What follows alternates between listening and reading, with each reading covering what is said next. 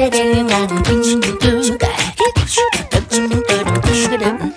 murid, semua guru, semua murid, semua guru, semua murid, semua guru, semua murid, semua guru, semua murid, semua guru, semua murid, semua guru, semua murid. Menyampaikan materi yang berjudul tentang budaya positif. Budaya positif ini sudah yang ada kaitannya juga dengan pembelajaran kita. Nah, di sini saya akan berbagi ilmu dan pengetahuan. Sebelumnya ini memang saya sudah pernah buat ini dan kalian semua juga sudah pernah, saya rasa pernah dapat materi tentang ini. Nah, di sini ini budaya positif ini sudah disampaikan, atau kalau kita mengikuti diklat IKM yang kemarin dapat 32 JP dari Kemendikbud, ini materinya sudah ada disampaikan. Nah, seperti itu. Oke, baik. Selanjutnya tentang budaya positif atau ekosistem positif, ini saya ambil tentang perkataan Ki Hajar Dewantara dalam bukunya Dasar-Dasar Pendidikan Keluarga. Ini nomor 1234, dimulai dari November Desember tahun 1936, baik sampai dengan 1937. Apa perkataannya? Kita ambil contoh perbandingan dengan hidup tumbuh-tumbuhan seorang petani. Maksudnya ini kita sebagai guru. Dalam hakikatnya sama kewajiban dengan pendidik. Jadi petani itu ibaratnya seperti pendidik. Selanjutnya dia menanamkan padi.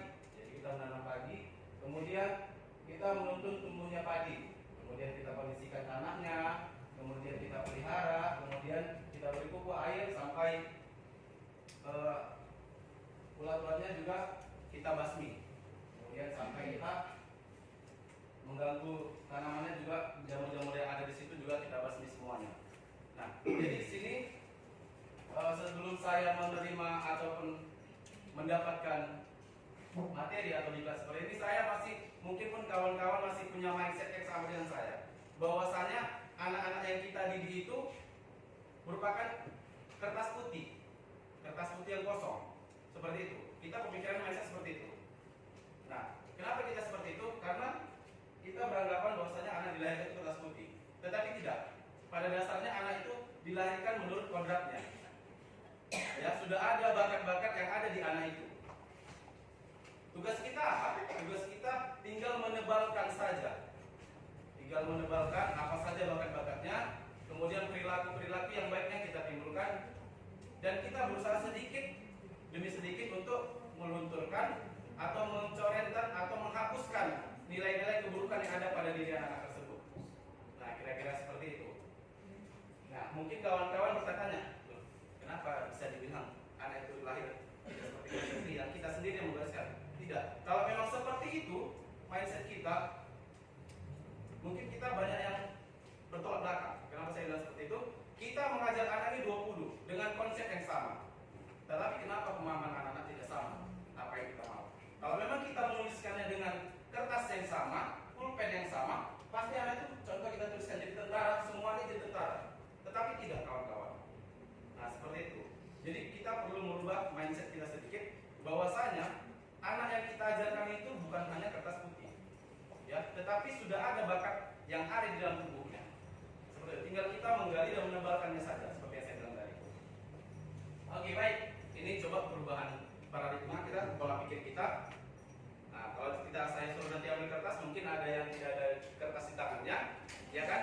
Nah, sekarang coba, bolehlah kalian coba dulu kalian anggaplah kalian sudah menuliskan suatu benda, ya. Ini suatu benda yang sangat berharga buat kalian, ya, sangat berharga buat kalian. Nah, kalian coba tulis, sudah bisa kalian bayangkan tulisannya. Nah, kemudian apa? Kemudian kalian genggam sekuat-kuatnya. Sudah? Kemudian gimana selanjutnya? Coba teman sampingnya, coba boleh membuka kepala tangannya. Coba, ayo coba lakukan. Kira-kira mau apa enggak kira-kira membukanya? Coba, apa yang terjadi? Nah, ada yang membuka. Contoh nih, saya memegang emas nih, 1 kilo, 1 gram misalnya kan. Yang bisa saya contoh ini pemberian dari orang tua. Kemudian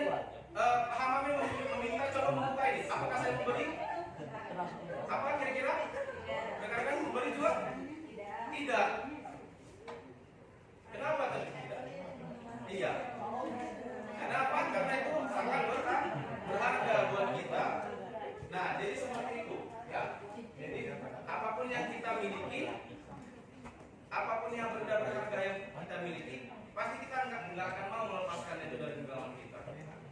Nah, jadi perubahan paradigma yang akan kita lakukan itulah contoh kecilnya. Nanti bisa kita coba gali lagi di potensi yang ada kita. Oke, baik. Selanjutnya, pertanyaan tentang perubahan paradigma, stimulus respon, kemudian tentang teori kontrol. Pertanyaannya buat kita semua, bisakah kita mengontrol seseorang? Ayo, ada yang mau ngasih tanggapan? Bisa nggak kira-kira kita mengontrol seseorang? Bisa? Tidak ya? Oke, kita sepakat tidak atau bisa? Tidak. Oke, baik. Kita lihat ya. Ini stimulus respon yang coba kita bangun ya. Di sini kita mencoba mengubah orang agar berpandangan sama dengan kita.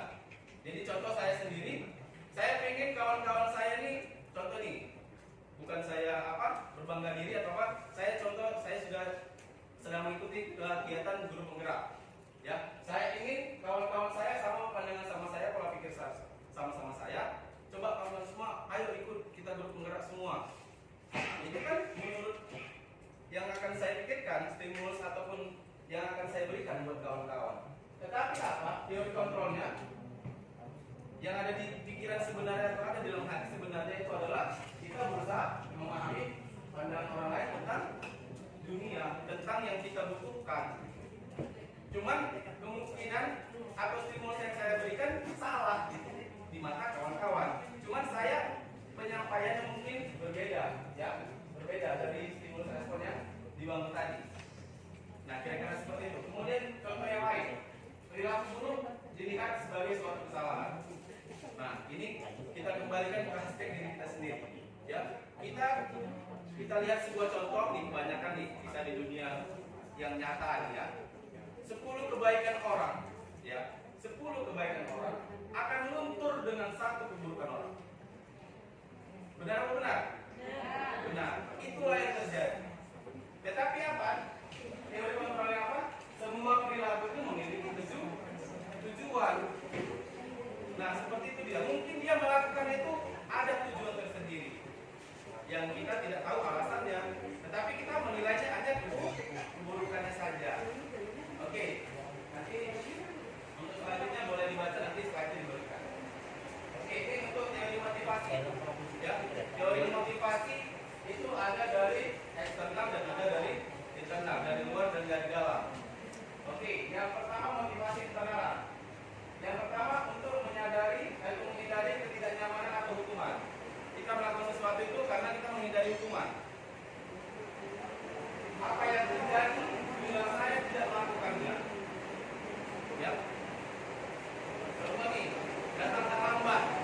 Kalau misalnya contoh di KKDN kita buat, siapa yang datang terlambat menyediakan konsumsi buat materi, nasi bungkus dan aqua. Oke, seperti itu. Jadi kalau misalnya kita kasih hukuman seperti itu, apa yang akan terjadi kira-kira? Apa yang terjadi? Tidak ada yang terlambat. Karena apa? Ada motivasinya. Oke, selanjutnya. Untuk mendapatkan imbalan dari orang lain. Nah, begitu juga. Kalau dibuat rewardnya, siapa yang 10 orang pertama datang KKJ diberikan pulsa 5.000 misalnya. Semua pasti buru-buru datang. Karena apa? Iya, karena ada motivasinya. Tadi coba kita lihat dari motivasi internalnya tentang tujuan disiplin positif. Untuk menghargai diri sendiri, menjadi insan sesuai dengan harapan kita. Jadi saya akan menjadi orang yang seperti apa bila saya melakukannya. Jadi kalau saya datangnya tidak terlambat, dalam artian saya disiplin, apa yang akan terjadi? Apa dampaknya buat saya? Bisakah saya menjadi contoh teladan buat orang lain? Bisakah saya menjadi motivasi buat orang lain? Nah, kira-kira seperti itu dia. Jadi kalau kita datangnya motivasi perilaku kita dari eksternal saja, tidak kita pernah pikirkan dari tujuan kita melakukannya itu, bisa saja nanti kita melakukan sesuatu karena pingin ini. Yang kedua ini, menghindari hukuman atau ingin mendapatkan imbalan. Nah, seperti itu. Oke, baik, selanjutnya. Nah, di sini Ki Hajar Dewantara juga menyatakan ya bahwasanya arti merdeka. Nah, kita sekarang dituntut untuk merdeka, tetapi tuntutan makin banyak. Apakah itu yang merdeka? Apakah itu yang merdeka kira-kira? Tidak. Apa itu merdeka sebenarnya? Merdeka itu sebenarnya tidak terlepas dari perintah sebenarnya. Akan tetapi juga cakap untuk memerintah diri sendiri. Jadi apa yang sudah dicanangkan pemerintah contohnya, apa yang sudah diproses atau sudah direncanakan oleh pemerintah atau kita sebagai tenaga pendidik, itu tidak terlepas dari untuk diri kita sendiri. Nah, itu dia, harus ada dampaknya atau efeknya buat kita. Nah, kira-kira seperti itu. Oke, baik. Nah, di sini disiplin positif ini ada dampaknya dari yang pertama lingkungan positif, kemudian dari keyakinan kelas, kemudian ada peraturan kelas. Ya, bisa dilihat di sini. Jadi budaya positif yang kita lakukan misalnya dalam lingkup sekolah yang seluas ini tidak menutup keyakinan berhubungan dengan peraturan kelas, kemudian keyakinan kelas, kemudian lingkungan positif. Jadi lingkungan positif itu dari kita sesama rekan, sesama guru juga itu perlu. Oke, baik. Nah, selanjutnya keyakinan kelas, hukuman dan penghargaan. Kenapa tidak peraturan? Kenapa harus keyakinan? Kalau kita buat peraturan, kebanyakan kita peraturan itu dibuat mindset kita ya. Peraturan itu dibuat untuk dilanggar. Kita sudah ada peraturan contoh nih, traffic light, ya. Lampu merah itu berhenti, kuning hati-hati, hijau jalan. Tapi berapa besar persentase orang yang melakukan pelanggaran ketika lampu merah mereka maju? Nah, itu dia. Berarti budaya positif yang ada di dirinya belum berjalan. Nah, kira-kira seperti itu. Jadi, mengapa kita, contoh dia, mengapa kita harus memiliki atau menggunakan helm bila mengendarai kendaraan? Itu kan peraturan. Peraturan berlalu lintas dan itu keselamatan. Dan itu harus dipakai. Tapi berapa banyak orang yang melanggarnya, termasuk saya kadang-kadang. Oke, baik, selanjutnya. Mengapa kita memiliki peraturan 3M? Sewaktu kemarin ya, sewaktu kemarin. Nah, karena untuk kesehatan. Itulah dia untuk nilai positif yang dibangun. Kemudian mengapa kita harus datang tepat waktu pada saat mengikuti pelatihan? Contoh di KKG kita. Kenapa kita harus datang tepat waktu? Kalau kita datangnya tidak tepat waktu, maka kegiatannya kita akan molor. Maka jadwalnya itu akan terganggu. Nah, kira-kira seperti itu. Oke, baik. Jadi untuk mendukung motivasi tadi, motivasi intrinsik yang sudah kita pelajari sebelumnya itu, kita kembali dulu keyakinan-keyakinan untuk menggerakkan seseorang dibandingkan mengikuti serangkaian peraturan-peraturan. Nah, itu dia. Jadi kita menggerakkan seseorang itu, atau kita memotivasi diri kita ataupun orang lain itu harus dibandingkan dengan serangkaian peraturan. Jadi tidak semena-mena. Harus ada tujuan dan aturannya tadi. Harus ada tujuannya. Tujuan disiplinnya tadi harus ada. Oke, baik. Nah, ini contoh kesepakatan kelas yang sudah dibuat di kelas. Agar apa? Agar kondusif ataupun suasana di kelas itu dapat berjalan dengan baik. Nah, misalnya nih, kami guru dan murid yang saling menyayangi. Ini dibuat, kesepakatan kelas ini dibuat bukan hanya guru, tetapi bersama dengan siswa di kelas kita. Jadi masing-masing kelas ini bisa dibuat keyakinan kelasnya. Kemudian apa lagi? Kami murid yang semangat belajar. Kemudian apalagi? Kami murid yang peduli dengan teman-teman. Nah, harus bisa digarisbawahi rekan-rekan. Itu kalau kita membuat kesepakatan kelas itu usahakan minimal 3, maksimal 7. Ya. Maksimal 7. Oke, baik, kita lanjutkan. Nah, ini peraturannya. Dan nilai keyakinan atau nilai kebajikan yang ingin kita sampaikan. Oke, kita peraturan di kelas itu selalu kembalikan buku ke tempatnya.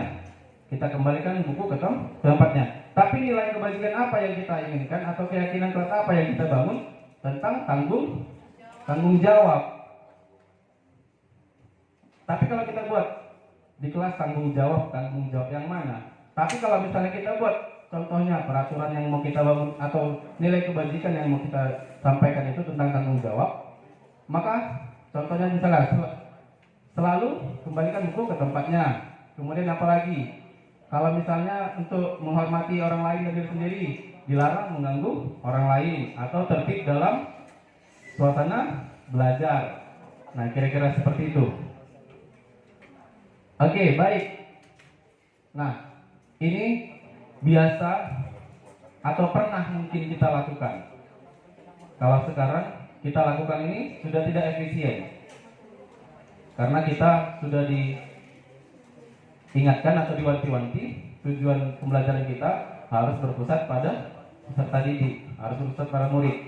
Jadi kalau kita lakukan hal ini, kalau misalnya kita ada monitoring, ya mungkin kita kena seperti itu. Mungkin kita dikasih masukan atau kita dikasih teguran. Nah, ini contohnya misalnya mencatat 100 kali dalam buku. Saya tidak akan terlambat karena dia datang terlambat ke sekolah. Jadi sering dia terlambat ke sekolah, coba ambil buku tulis semua, tulis di sini. 100 kali tulis. Saya tidak datang terlambat lagi. Saya tidak menulis itu. Dan itu pernah diterapkan di sekolah, pernah. Nah, seperti itu. Kemudian contoh yang lain. Lari mengelilingi basket 2 kali karena terlambat hadir di sekolah. Jadi contoh nih, masuk sekolah 7.15. Dia 7.16 saja dia tutup gerbang. Terlambat 1 menit pun dapat hukuman. Nah, ini tindakan-tindakan yang pernah atau mungkin dilakukan. Nah, kemudian kita lihat atau sanksi atau konsekuensinya. Contoh konsekuensinya, menggantikan kertas tugas teman yang telah dicoret-coret.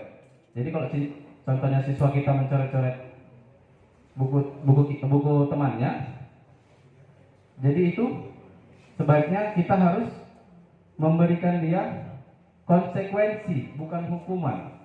Ya, konsekuensi terhadap apa yang dilakukannya. Bisa berupa apa? Menggantinya atau meminta maaf atau segala macam. Nah, seperti itu dia. Oke, nanti contoh-contoh yang selanjutnya boleh dibaca. Nah, ini perbedaan hukuman dan konsekuensinya. Mana dia hukuman, mana dia konsekuensinya atau sanksinya. Jadi kalau sesuatu yang menyakitkan harus terjadi, ya, sesuatu yang menyakitkan harus terjadi, itulah hukuman. Jadi contohnya tadi kalau hukuman mengelilingi lapangan basket, itu kan terjadi. Kira-kira seperti itu. Konsekuensi apa? Kalau sanksinya, ya ini tadi harus sesuatu yang harus terjadi. Ini yang menyakitkan dan ini yang tidak. Bedanya apa? Ini yang sakit, ini yang enggak.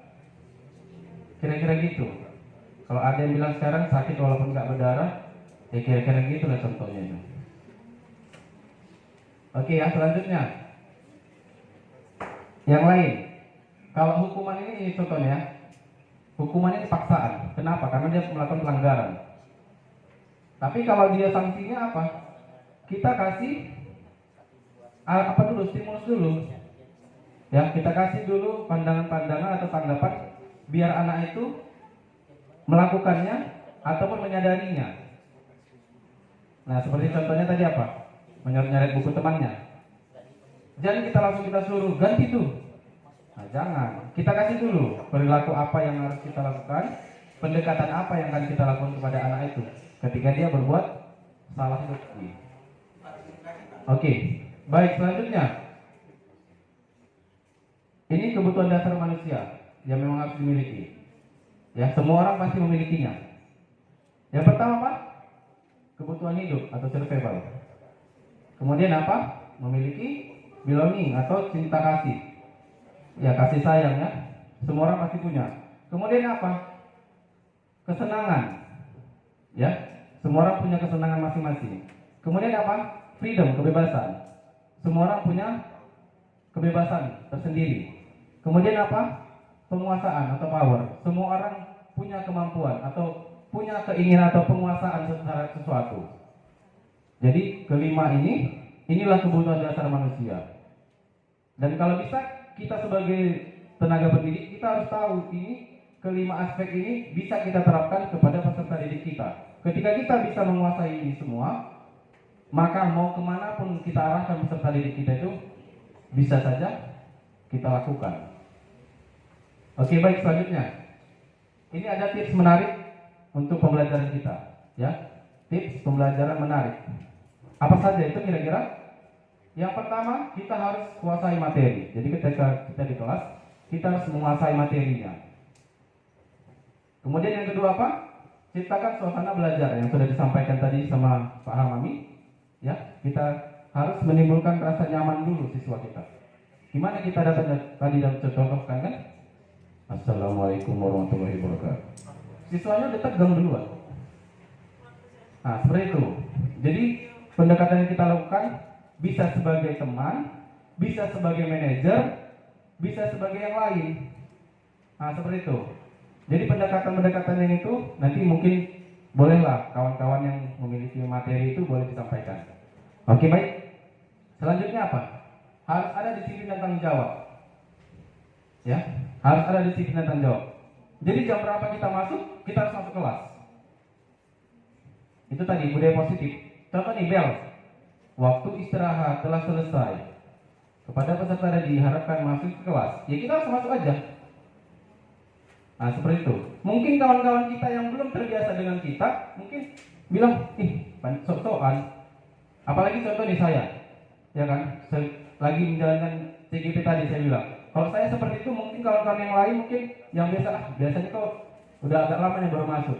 Sok-sokan kena CGP. Atau misalnya ada yang lain nanti. Misalnya baru sertifikasi, baru selesai PPG. Sok-sok kali baru PPG, pakai infocus ngajarnya. Itu nggak usah dihiraukan. Ya, karena kita mencerminkan budaya positif. Nah, itu tadi ya. Oke, selanjutnya mendidik itu harus dengan hati. Kalau enggak dengan hati kita, mungkin kita bawanya di kelas marah aja. Nanti siswa kita jatuh pulsanya, jatuh aja. Nah, seperti itu. Makanya mendidik itu harus perlu dari hati. Kemudian apa? Ramah dan selalu tersenyum. Walaupun ada masalah keluarga di rumah, walaupun utang belum bayar, ya kan? Tagihan listrik banyak, ya kita harus tetap senyum. Ya, harus senyum kita. Selamat pagi anak-anak, apa kabarnya hari ini gitu.